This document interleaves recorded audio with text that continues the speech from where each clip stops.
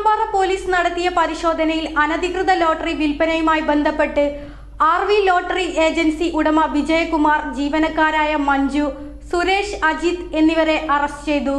കൊഴിഞ്ഞാമ്പാറ, വേലന്താവളം ഈ പ്രദേശങ്ങളിൽ സമാനമായ വ്യാജ ഓൺലൈൻ അക്കൗണ്ട് അധിഷ്ഠിത ലോട്ടറി തട്ടിപ്പുകൾക്കെതിരെ കേരള പോലീസ് വ്യാപകമായ പരിശോധനകളും അറസ്റ്റുകളും നടത്തി വരുന്നുണ്ട്.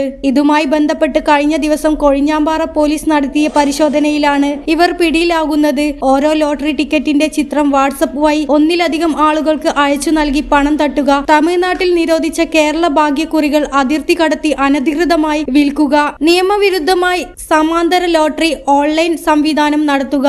ഈ ലോട്ടറി വാട്സപ്പ് വഴിയാണ് അന്യ സംസ്ഥാനക്കാർക്ക് ഇവർ അയക്കുകയും ഗൂഗിൾ പേ വഴിയാണ് പേയ്മെന്റുകൾ സ്വീകരിക്കുന്നത്. ഇത്തരം തട്ടിപ്പുകൾ നടക്കുമ്പോൾ കേരള ഗവൺമെന്റ് ലോട്ടറി ഡിപ്പാർട്ട്മെന്റ് യാതൊരു ആക്ഷൻ എടുക്കുന്നില്ല. ഇതാണ് കേരളത്തിൽ ഇപ്പോൾ നടക്കുന്നത്. ന്യൂസ് 99 പാലക്കാട്.